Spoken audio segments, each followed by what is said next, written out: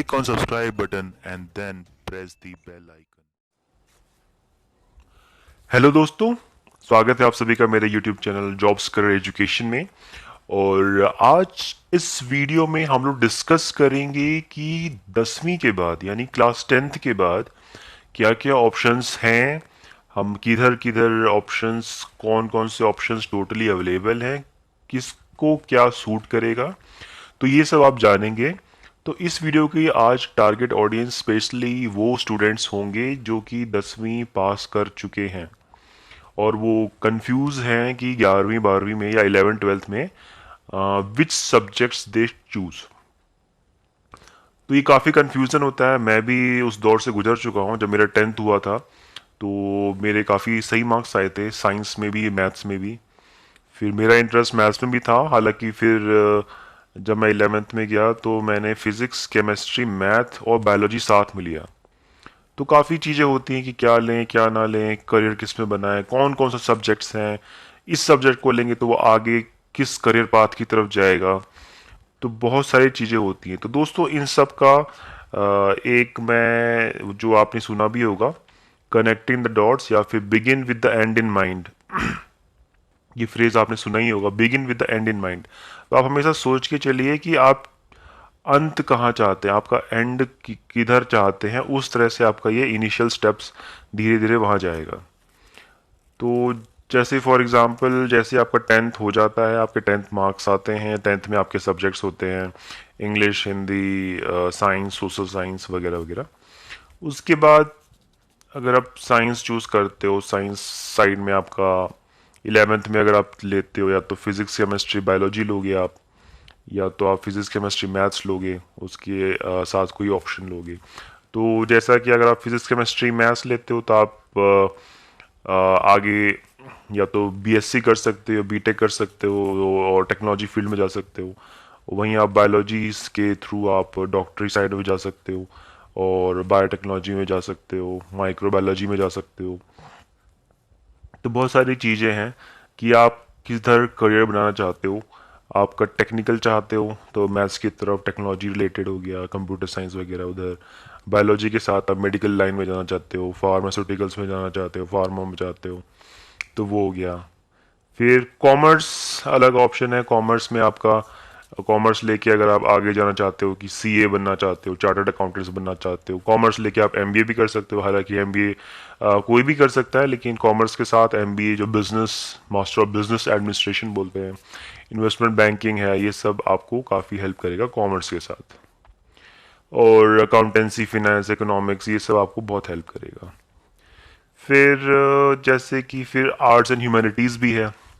तो arts and humanities का भी काफ़ी महत्व है। इसमें आप हिस्ट्री है, आप डिज़ाइन, आर्ट्स, लैंग्वेज हैं। तो इसका मैं रिलेट करूँगा with respect to my knowledge. जो आपके सिविल सर्विसेज एग्जामिनेशंस होते हैं तो उसके जो जीएस के पेपर्स होते हैं उसमें काफ़ी पोर्शन आपके आर्ट्स और ह्यूमैनिटीज़ से ही होता है। तो अगर आपने सुना होगा टीना दाबी का नाम, तो टीना दाबी का जैसे क्लास 10th हो गया तो उसका 11th 12th में इसके सब्जेक्ट्स जो उनके थे आर्ट्स ह्यूमैनिटीज़ ही थे। इनफैक्ट उनका जो ग्रेजुएशन जो कर रहे थे वो भी पूरा वही सब्जेक्ट्स उन्होंने चूज़ किया हुआ था। उनका पूरा फोकस डेडिकेटेड था सिविल सर्विसेज के लिए, और सिविल सर्विसेज का टारगेट उन्होंने बचपन से ही सेट कर लिया था। उसको उन्होंने ड्रिल डाउन करके स्टेप बाय स्टेप पूरा 10th के बाद से प्लानिंग शुरू कर दी थी। तो दोस्तों आपको यही चाहिए कि आप चाहते कहाँ हो, कि आप एंड कहाँ चाहते हो, कि आपका एंड किधर है, उसको आपको बैक ट्रैकिंग करना है। उसको आपको छोटे छोटे टुकड़ों में तोड़ते हुए 10th पे लाना है। तो जैसे आपका 10th हो जाए, फिर आपने सोच रखा है कि आपको डॉक्टर बनना है, तो आपने सोचा है, आपने ठान लिया है, तो आपको वो पाथ चूज करना पड़ेगा। उस पाथ पे पूरा चूज कर लिया, आपको पूरे अच्छे से पालन करना होगा। तो इट्स ऑल डिपेंड्स ऑन कि आप चाहते क्या हो। Begin with the and in mind. तो आर्ट्स एंड ह्यूमैनिटीज़ जैसे मैंने बताया आपको, और जैसे 10th के बाद आपके काफ़ी करियर ऑप्शंस में कई लोग मैथ्स, फिजिक्स, केमिस्ट्री लेते हैं, कई लोग सिविक्स, इकोनॉमिक्स, कॉमर्स लेते हैं, मैथ्स, इकोनॉमिक्स, कॉमर्स लेते हैं, कुछ बिजनेस स्टडीज़ के भी ऑप्शंस है। आजकल काफ़ी ऑप्शनल सब्जेक्ट्स हैं जो आपको हेल्प करते हैं। 10th के बाद कई लोग पॉलिटेक्निक भी कर लेते हैं, सीधे डिप्लोमा इन सिविल इंजीनियरिंग कर लेते हैं, डिप्लोमा इन जो जो कोर्सेज हैं आपके वो कर लेते हैं। तो इसका पॉलिटेक्निक के बाद फ़ायदा क्या होता है, आपको डायरेक्टली सेकेंड ईयर में एंट्री मिल जाती है बीटेक में। और वेटरनरी साइंस भी है आपका, जो पशु चिकित्सक का ऑप्शन है, जियोलॉजी, ज्योग्राफी, दोस्तों बहुत से ऑप्शन है, आपको एक्सप्लोर करना होगा। तो इसका मैं एक ये फंडा बता सकता हूँ कि अगर आप 10th बोर्ड एग्ज़ाम दे चुके हैं, आपके रिजल्ट आ चुके हैं, आप खाली बैठे हैं, तो मैं आपको सजेस्ट करूँगा कि आप पूरा इंटरनेट पे आप रिसर्च करें कि ग्रेजुएशन के बाद जो जॉब्स निकलती हैं, जो अगर आप गवर्नमेंट जॉब से फोकस कर रहे हैं, तो आप यूपीएससी की वेबसाइट पे जाएं, यूपीएससी के एडवर्टाइजमेंट्स पे जाएं। एडवर्टाइजमेंट्स पे आप देखें कि किस किस तरह की जॉब्स निकल रही हैं, उसमें आपके सब्जेक्ट्स कौन कौन से पूछे जा रहे हैं, उसका सिलेबस आप लोग देखिए, उसके सब्जेक्ट्स देखिए, उसकी आप एलिजिबिलिटी देखिए। उससे आपको बहुत अच्छा आइडिया लग जाएगा। अगर आपका फोकस यूपीएससी के गवर्नमेंट जॉब्स में भी है, जैसे जियोलॉजिकल सर्वे ऑफ इंडिया में है, और बहुत सारे सिविल सर्विसेज है, आईएएस है, आपका सीएमएस है, सेंट्रल मेडिकल सर्विसेज है, तो मैं यही सजेस्ट करूँगा कि आप लोग 10th बोर्ड एग्जाम के रिजल्ट्स के बाद आपकी जो छुट्टियां पड़ी हैं, आप हर दिन एनालाइज कीजिए। आप यूपीएससी की वेबसाइट्स पे जाइए, या फिर आप जॉब पोर्टल्स पे जाइए, प्राइवेट में कैसे कैसे जॉब्स आते हैं, उनके जॉब डिस्क्रिप्शंस पढ़िए, उनकी एलिजिबिलिटी पढ़िए, क्या क्या सब्जेक्ट्स मांगता है, आजकल डिमांड किसकी चल रही है, और आप आपका अभी क्या है, इंटरेस्ट क्या है, आपका अलाइनमेंट किधर बैठ रहा है, ये सब आपको पूरा जो ये डॉट्स बन रहे हैं, आप इसको सारे डॉट्स को कनेक्ट करना है, और आपका ये पूरा एक एक स्ट्रैटेजी बन जाएगा कि आपको किधर जाना है। तो अगर आपने एंड देख लिया, जैसे मैंने बताया, आपने यूपीएससी के सारे एग्जामिनेशन के एडवर्टाइजमेंट्स देख लिए, उसमें क्या क्या है, क्या बेनिफिट्स हैं, उसके बारे में आप देख लिया, ज़िंदगी कैसी होती है, सिलेबस कैसा होता है, पे स्केल कैसा होता है, आपने थोड़े अपने पापा से, अपने फ्रेंड से, अपने बुज़ुर्गों से जो जो वहाँ जॉब करते हैं उनसे उनसे आप बात कीजिए, उनके एक्सपीरियंसेस शेयर लीजिए कि आपको अपने जॉब में कैसा लगता है, आप क्या सजेस्ट करोगे। फिर आप, सबसे इम्पोर्टेंट है आपको खुद का इंटरेस्ट, मोस्ट इम्पॉर्टेंट। लोग बहुत कुछ कहेंगे, इसमें ये कर लो, वो कर लो, लेकिन आपको खुद से क्या अच्छा लगता है, आप खुद से क्या चाहते हैं, आपको लगता है मैं इसमें अच्छा करूँगा, वो भी बहुत मायने रखता है। तो इन सब को आप जब जोड़ लेते हैं, तो आप एक अच्छा सा एक स्ट्रेटजी बना के फोकस्ड वे में अपने टारगेट की तरफ बढ़ते चले जाते हैं, और आपका रास्ता दिखता चला जाता है। तो ये एक मतलब जनरल मैंने आपको बताया है। और कुछ कुछ काफ़ी चीज़ें 10th के बाद, जैसे डिफेंस सेक्टर में भी 10th के बाद काफ़ी जॉब्स आ जाती हैं, इंडियन आर्मी में, इंडियन एयरफोर्स में, इंडियन नेवी में। उसमें आपके सोल्जर क्लर्क एग्जामिनेशंस भी होते हैं। तो 10th के बाद कई लोग चाहते हैं घुस जाना जॉब में, वो है। और अगर आप हायर स्टडीज़ चाहते हैं तो हायर स्टडीज़ कर सकते हैं। और फॉरेन अपॉर्चुनिटीज़ भी हैं। आप कई बच्चे 10th के बाद 11th-12th विदेश से करना चाहते हैं, तो वो भी ऑप्शन रहता है। तो ये सब आपको आपको थोड़ा सा रिसर्च करना पड़ेगा, क्योंकि मैं सब कुछ एक छोटे से वीडियो में नहीं बता सकता हूँ।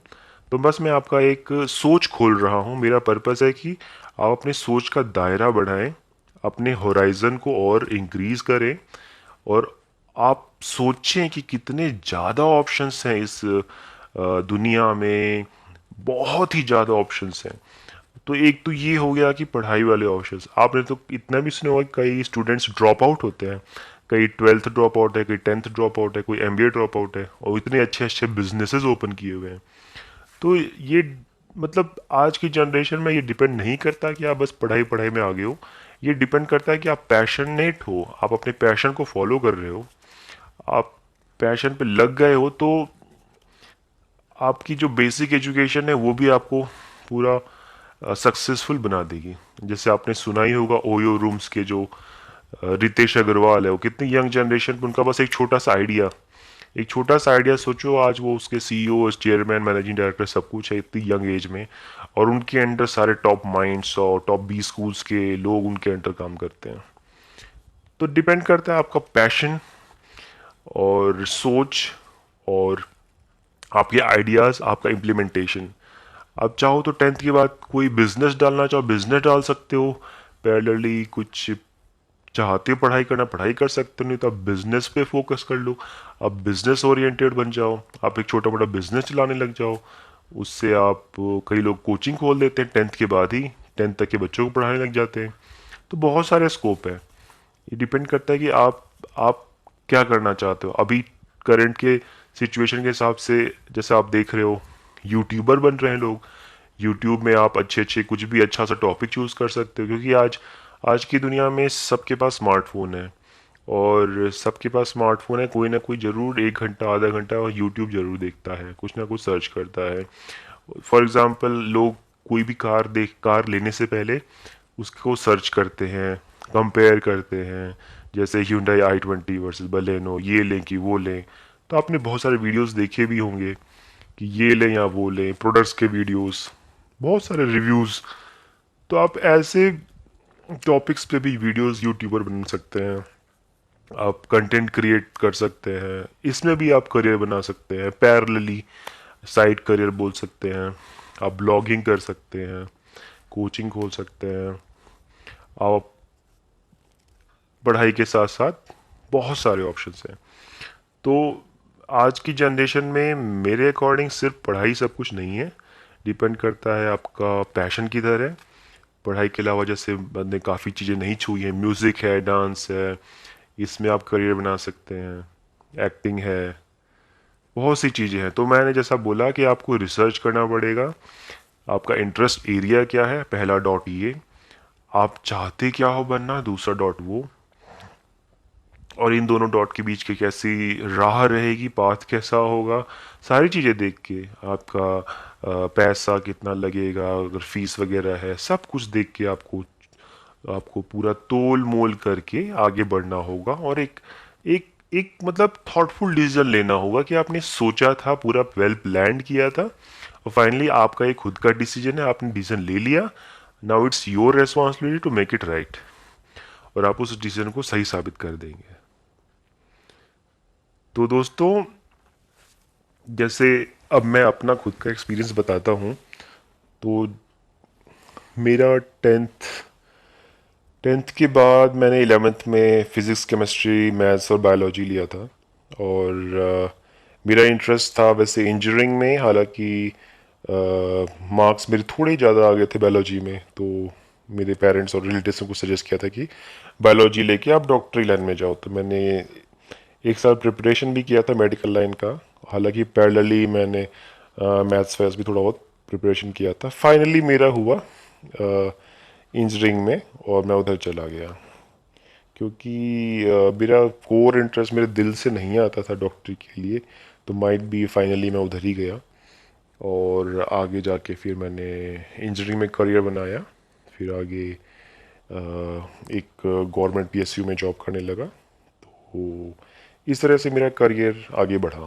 तो मेरा मतलब जब मैं 11th में था तो मेरा था थोड़ा सा डायरेक्शन था कि मुझे पीएसयू में ही जाना है। मेरा पीएसयू या गवर्नमेंट जॉब का मुझे क्रेज़ था, और ख़ासकर पीएसयू जॉब का अलग क्रेज़ था। तो मेरे दिमाग में कहीं ना कहीं मेरे सोच में डेवलप होते गया। मैंने सोर्सेज निकाले, ढूंढे, और प्रैक्टिस किया, पता लगाया, दोस्तों से मिला, सोर्सेज इकट्ठा किए, एग्ज़ाम्स के बारे में जाना। धीरे धीरे आपका सब ये जैसे बोलते हैं ना, आपने किसी चीज़ को ठान लिया तो कायनात भी जुड़ जाती है आपको उस चीज़ को मिलाने में। तो ये होता है दोस्तों, आप एक बार किसी भी चीज़ को ठान लीजिए, वेदर आपको ये पढ़ाई का टारगेट हो, आपको बिजनेस का टारगेट हो, कुछ भी हो, आप पैशनेटली कुछ भी फॉलो करेंगे, जरूर धीरे धीरे आपको कायनात उससे जरूर मिलेगी। चाहे वो कुछ भी हो, आपका म्यूज़िक का इंटरेस्ट हो, आपका एक्टिंग का इंटरेस्ट हो, आप होल हार्टेडली टोटल डेडिकेशन के साथ अपना 100% से ज़्यादा देंगे, आप अवश्य अपना टारगेट अचीव करेंगे। आपको कोई नहीं रोक सकता, कोई माई का लाल आपको नहीं रोक सकता, और आप अपने गोल को ज़रूर और ज़रूर पक्का से पक्का अचीव करेंगे। ये मेरी गारंटी है, आप लिख के ले लो। आप होल हार्टेडली पूरे डेडिकेशन के साथ अपना मोर देन 100% दे दो, कोई नहीं रोक सकता आपको आपका टारगेट अचीव करने से। तो दोस्तों आज के लिए इतना ही। आशा है आपको थोड़ा बहुत आइडिया लगा होगा कि टेंथ के बाद क्या करना चाहिए, कैसे डिसाइड करना चाहिए कि क्या करना है। वो एक मैंने आपको अप्रोच दिया है कि किस तरह से आपको डिसाइड करना है, कौन से सब्जेक्ट्स चूज करने हैं, कैसे करियर बनाना है। तो ये सब आपको बहुत हेल्प करेगा आज की वीडियो में। तो दोस्तों आज के लिए इतना ही। आपको वीडियो पसंद आया होगा तो प्लीज़ प्लीज़ प्लीज़ सब्सक्राइब कीजिए, लाइक कीजिए, ये वीडियो शेयर कीजिए अपने दोस्तों के साथ। और आपके जो भी फ्रेंड्स हैं या जूनियर्स हैं जो टेंथ पास किए हैं उनको ये वीडियो बताएं, दिखाएं, उनको मोटिवेट करें, उनको ये आइडिया बताएं, उनको ये पाथ बताएं कि सब्जेक्ट चूज़ करने के लिए क्या अप्रोच होना चाहिए। तो जितना ज़्यादा से ज़्यादा आप शेयर करेंगे आपके सगे संबंधियों रिलेटिव्स का बहुत फ़ायदा होगा। और आगे भी बहुत सारे वीडियोस आते रहेंगे, इसलिए आप अपने अगर सब्सक्राइब कर लिया है तो आपको तुरंत नोटिफिकेशन मिल जाएगा, आप कोई भी वीडियोस मिस नहीं करेंगे। तो थैंक यू सो मच दोस्तों, हैव अ नाइस डे।